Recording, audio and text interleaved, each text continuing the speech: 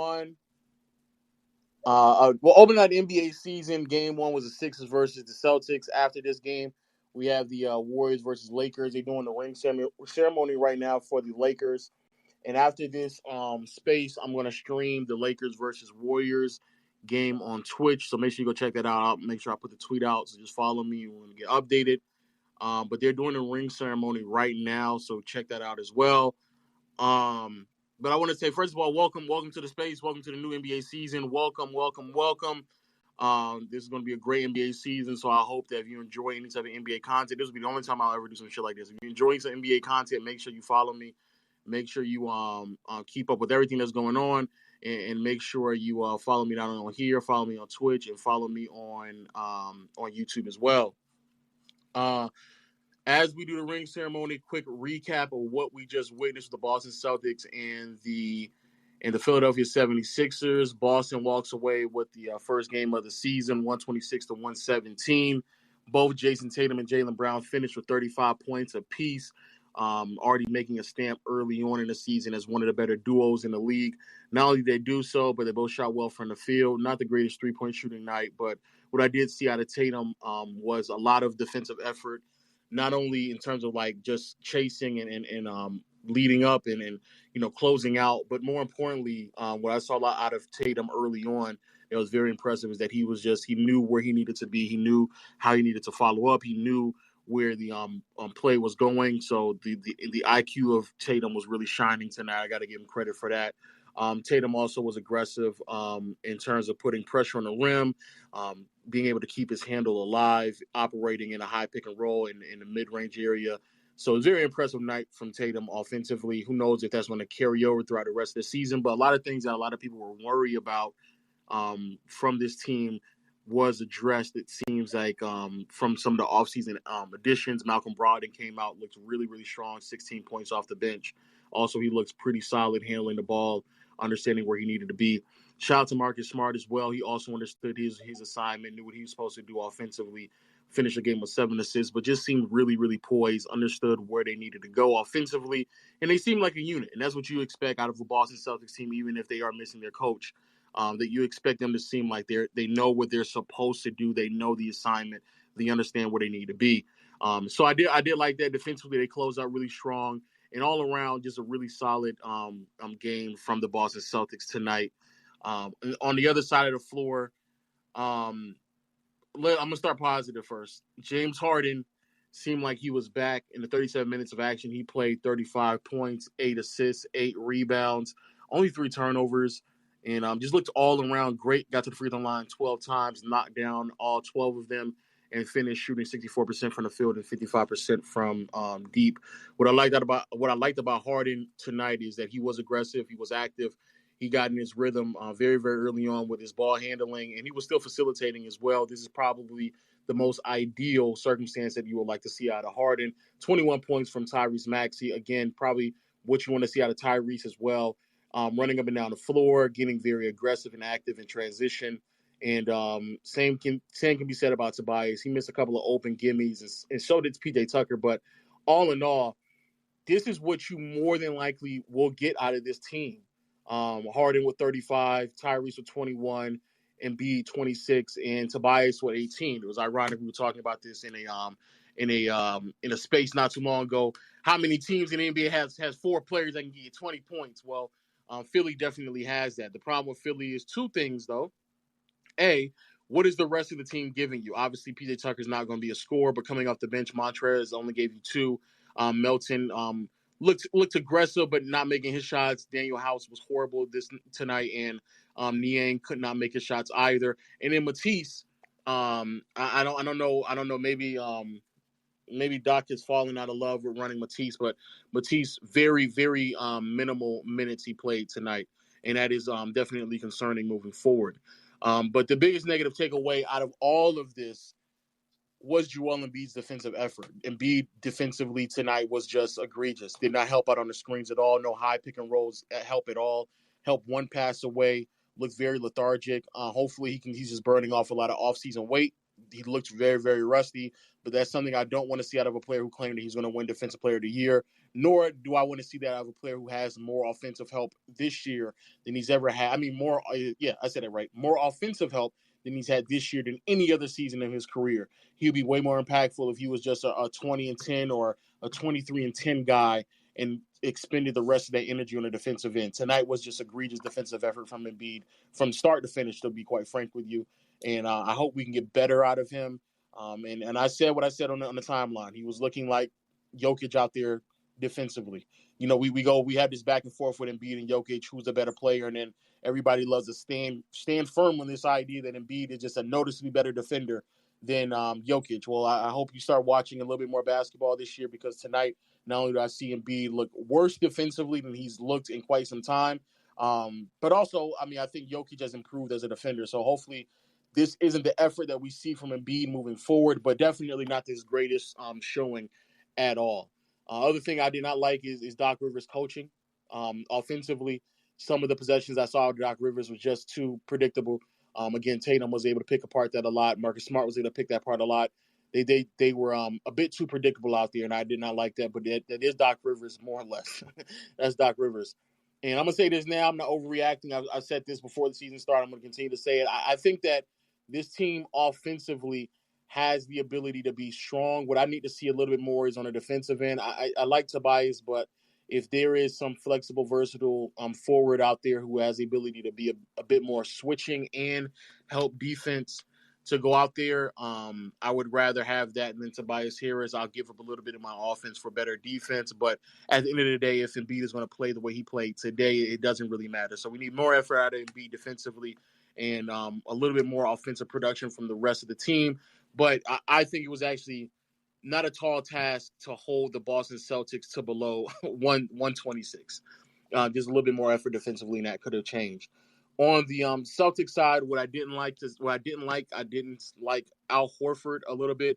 Horford was looking a little bit lethargic, slow. Again, he's a little older, but that is concerning with me when it comes to his aging. We saw a little bit of that, which is why his minutes were limited. Noah Vonleh got some heavy minutes, more minutes than I originally expected. I don't expect that to happen moving forward. I'm more or less going to see a little bit more Luke Kennard, maybe Peyton Pritchard out there, go a little bit smaller, but they went a little bit bigger because of Embiid's matchup. But they got away with playing Noah Vonleh probably more minutes than expected because they didn't have because the Sixers offense was just too stagnant, too choppy, especially when you're trying to get the ball to Embiid. But all in all, really great basketball for the most part from the Sixers for the first three quarters or so. For the Celtics, they played great basketball from start to finish. I love their energy on both sides of the floor. Shout out to Tatum. Great game. Hopefully he takes a leap. We're gonna take a couple of I was about to call y'all niggas callers. we're gonna take a couple people real quick, and then like I said before, we're gonna transition over to the game before it starts off. Bring Goods in here real quick. Let me get a mistake in. Okay. Yo, y'all can start talking. Yo. Man. First of all, before we talk, Lo, how you doing today? I'm good, brother. What's good, Lo? First of all, I watched the entire game. Man, the main thing I got out of this was I was just disappointed in Embiid. I just felt like his defensive presence was just not there. Shout out to fans, they clamped him up. They put him in a box. Every time he was catching the ball in the low post, they were doubling him every single time, and I was impressed because I truly thought without Robert Williams, Boston was going to struggle a little bit, but it just showed that they still have that. They still have the defense that they showed last year. So, all in all, I'm impressed with the Celtics. I liked what both teams were giving.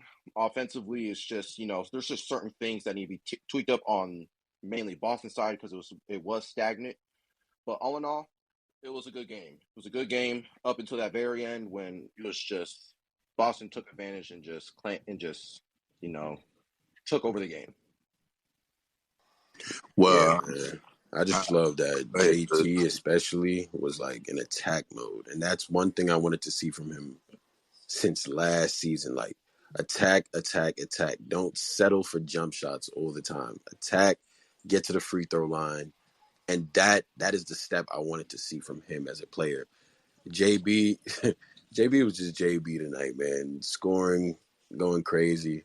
I loved it. And another thing is Embiid. I'm gonna need all the Embiid like fans, stands, whatever. Stop saying he's better than Jokic, especially if you use defense as the excuse. Stop saying that, bro.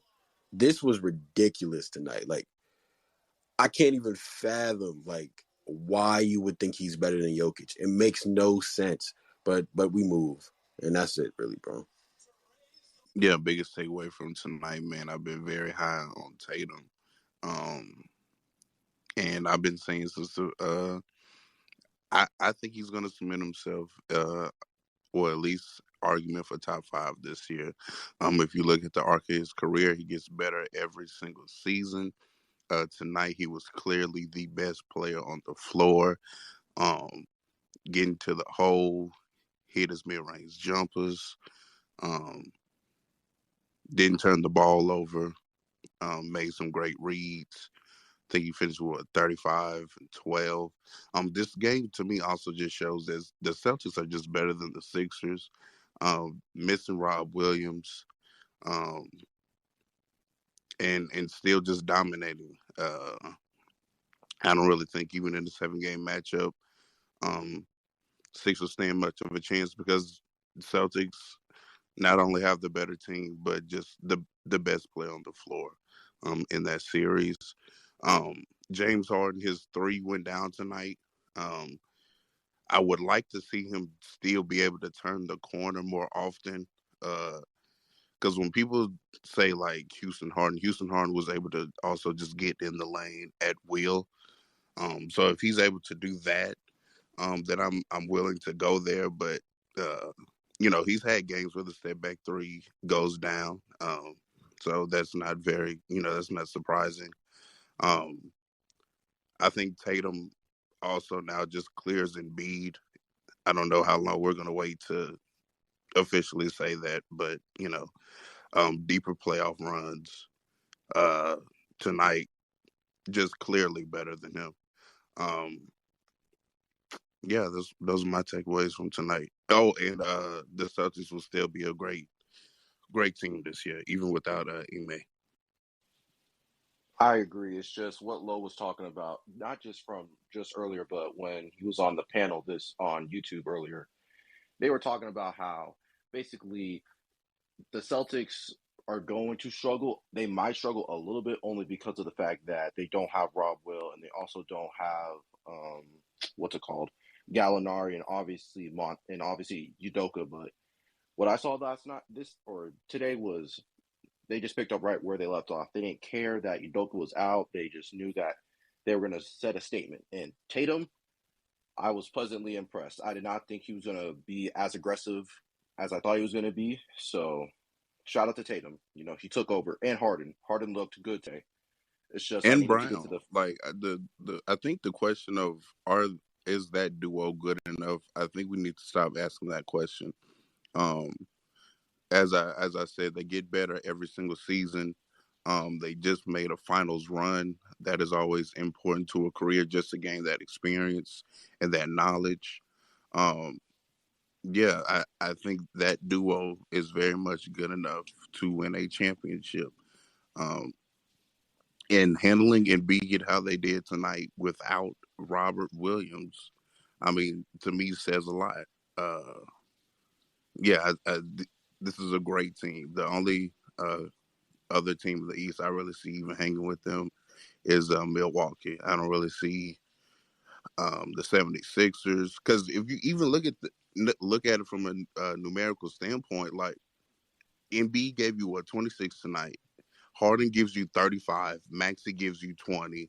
Tobias plays solid, and you still lose. And Embiid's game, like his no, points, don't I really. know he Yeah, still didn't play. Yeah, from a defensive standpoint, it wasn't. But I'm just saying, from a numbers perspective, there is they can't play too much better. Like Harden went 35, 8 and 8. Maxey gave you 20 plus. Embiid still gave you 25 plus, and you still lose. I and the other I think it's just a the other defensive team not squatted effort. up. Like, come on. I'm I about to think say it's it's just a really defensive just a effort defense. It's a defense. Yeah, it's a defense. That's why they because Yeah, I because thought when you look at PJ Embiid, Tucker. it's like Embiid was like his He was defensive presence smelly. was not He was there where it smelly was like defensively. last year. Yeah, he was smelly tonight, bro. Yeah, PJ Tucker. I thought he was going Again, to be a it's little only bit one better game, so I'm defensively, not going to judge it off of one. but It's only one game. Let's yeah, I'm see not what it's gonna. like the next couple of games. That's when I'm going to be like, okay, it could be a fluke. Like when he plays Milwaukee on Thursday, he could be like playing good on defense. But I'm not going to really take much out of one game. If it's like multiple but games, then I'm like, okay. Milwaukee is set up for him to look better defensively because they're trying to get to the paint, especially with Right, Giannis. exactly. When he's Yeah, I playing agree. against teams that are more perimeter oriented, he's not like willing to step up, hedge, switch. I mean, God damn, at least put a hand up, like something, nigga. Like, Oh no, nigga, he was looked a bad. little brolic to me tonight, but I really just wanted to request to speak just to say, how about Jaylen Brown? Oh wow. How about Jaylen Brown? Everybody who told me he couldn't dribble in the offseason. Everybody who told me, oh, he's not really that guy. He has CTE level decision making and yeah. What about Jaylen Eli. Brown now? What I about ain't gonna lie. Some of those shots were kind of crazy that he made, but it is what it is. It Lord is. have mercy. Niggas can never get respect. But look, I shared a tweet, right? Shout out Jason Tatum. He looked like he got better this offseason. Jaylen Brown locked in. The Celtics, they look like they really didn't miss a beat. Like obviously it's game one. You got 81 more games. But Lord have mercy. In the pickup of Brogdon, super, Man, super did he look vital. great tonight? Super vital. That was a very great addition. That was a Wow. Super, very great super addition. vital. So yeah, love the basketball I saw tonight. Shout out James Harden for actually being James Harden again. Love to see it. I think that Eli and I were having a conversation. Shout out to my young boy. Where we were talking about like how Philly is running the offense and how stagnant it gets at times. And like I think they got to figure out a way to get more motion. A lot of ball watching from the role players tonight. Yeah, watching Harden all Yeah, night. watching hard and pound the ball out pound the air out the ball. And what else did we say? Oh, I think they would benefit from playing faster. And that's something I would like to see the Sixers do moving forward. But yeah, like I wouldn't panic too much for the Sixers either. But shout out to the Celtics for real. I think the addition of Malcolm Brogdon really opens up the floor for them because he is the playmaker that they didn't have last year. I believe that if they had Brogdon last year, the series could have gone to 7. But I'm against the Warriors, but I'm not really saying too much. Again, it's only the first game, but I liked how Brogdon looked. He looked aggressive. He was playing passing. He was defending the passing lanes. He was just doing what he needed to do, and I like that. Yeah, Brogdon looked really good tonight, man. Like really, really good. Did you give it to? Oh, my fault. Go ahead. I'm wondering if he's gonna have like he's gonna kind of like take over Derek White's kind of his place in the rotation, kind of a little bit, and then bring Derek White back off the bench, or like if they're gonna continue to bring him in as like the sixth man. Like I want to see how Brogdon I starts like at the his six. I forward. like him in the 6-man role. I think that because the bench it solidifies. Because if you really look at it, like they don't have a true scorer off the bench nor playmaker, in my opinion. Like, and I think Brogdon, if he stays there, you have two. Not that Brogdon is like he's not gonna be a Jordan Clarkson type of heat up guy, but he can go get a bucket off the bench.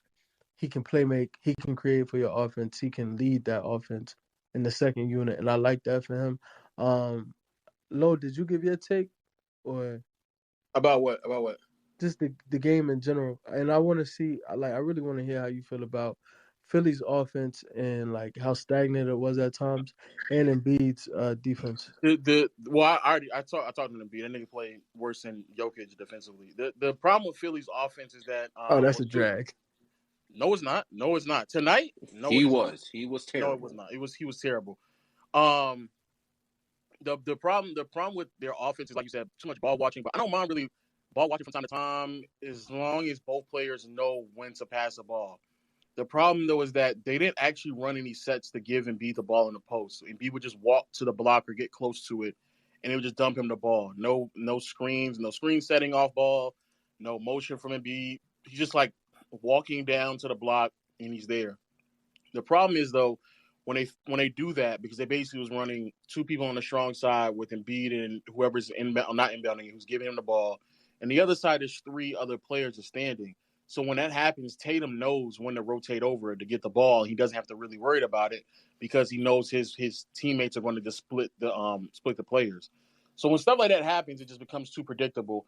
That's the plight of having Doc Rivers as your coach, and like that's where like the limitations are very very obvious.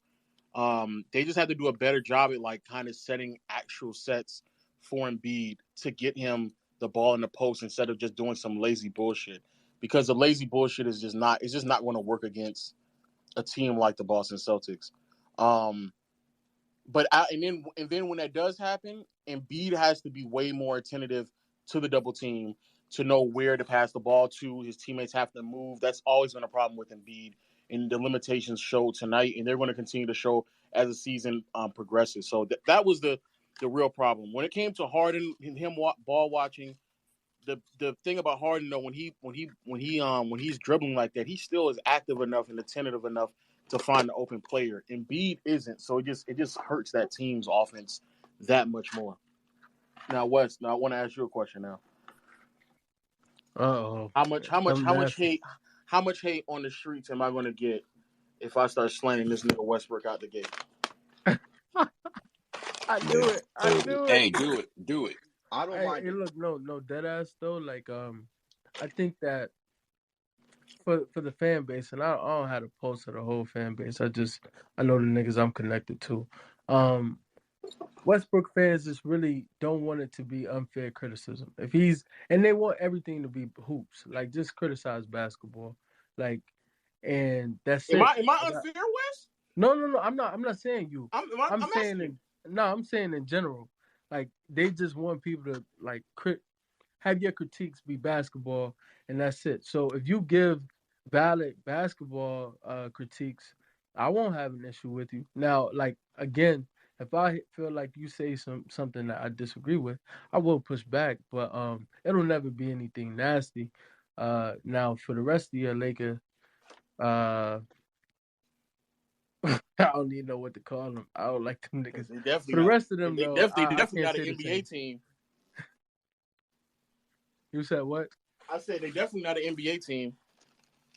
No, I was just talking about the fan base. Like, it's some nasty dudes in your Russ fan base. want consistency with the criticism too, and that's another thing. Like if Russ does something bad, let's say he fucks up, does something bad, you highlight Russ, right? But then let's say another player misses a layup. Let's say AD misses a wide open layup. That shit is not getting posted and highlighted. That shit is not going viral. So like That is a fact. being consistent is like where what Russ fans want. That's really it, bro. Like that's really it. You could criticize his game, but make sure to The keep it. only problem with that argument is that if like the clip of AD missing the layup, right, we would have one of those for a month, whereas Russ has them once or twice a week. So when the volume is so much higher, it feels like he's getting picked on. But the truth of the matter is, nobody else is hitting the top of the backboard. You know what I'm saying? So it's just he does things that are just that you so rarely see, like more often than anybody else, that I feel like that's where the hyper attention comes from. I mean, yeah, but we're gonna go into this season super positive outlook. Nothing but glass half full approaches. And wish for the best, hope for the best. Like, yeah, but we just want fair criticism. And keep everything basketball related. I don't want to hear anything about what he wears to games. I don't want to hear anything about just weird stuff, bro. Like don't come to me about a pregame ritual that's been the same for what, damn near 14 years.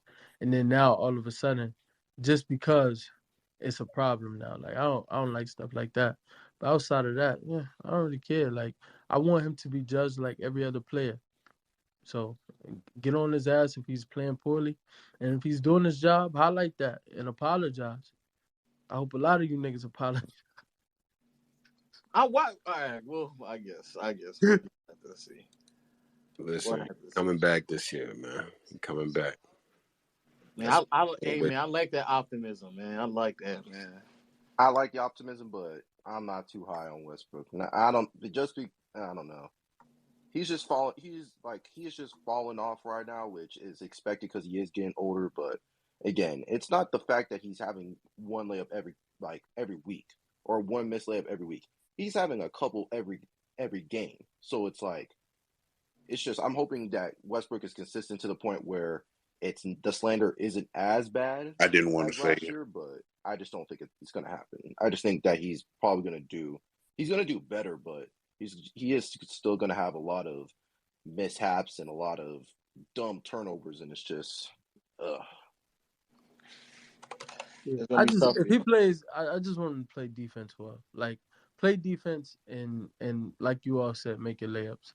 If he's doing that, the turnovers are gonna come. I think like it's fair for other fans to like be up in arms. I watched this nigga since he was at UCLA, and every year he's been in the NBA. He turns the ball over, bro. Like that's never gonna change. There's nothing that's gonna change that. Even with his usage going down, it makes him take more risks. So he's gonna turn the ball over, bro. That's just a part of his game. But if he can clean up the defense and just make more shots that he should make, I'll be happy. Like and free throws. Free throws are big. Oh yeah. Free throws are big. Knock down your free throws and then you'll be all right. Because he's gonna get fouled, so just knock down your free throws.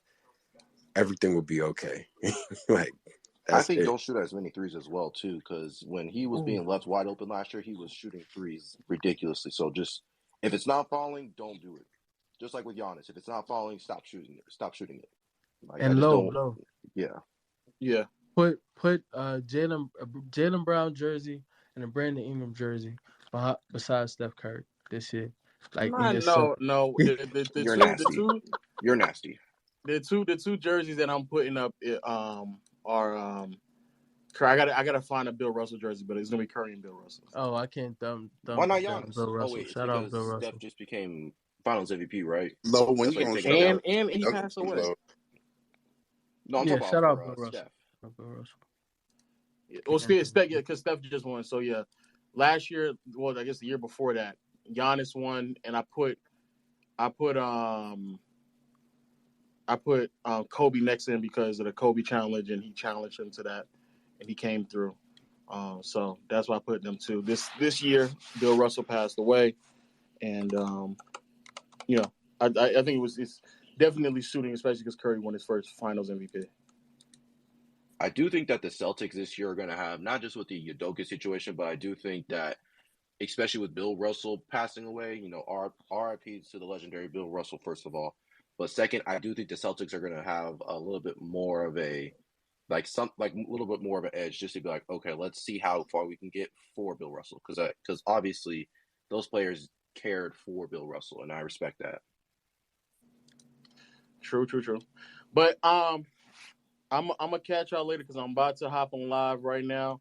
I thank y'all so much. But yeah, we are live on Legend of Winning on Twitch. We're gonna be streaming the game, so make sure you go check me out. About to put the tweet out, and of course, after the Lakers game, I will be back on Spaces, my brothers. Peace. Much love.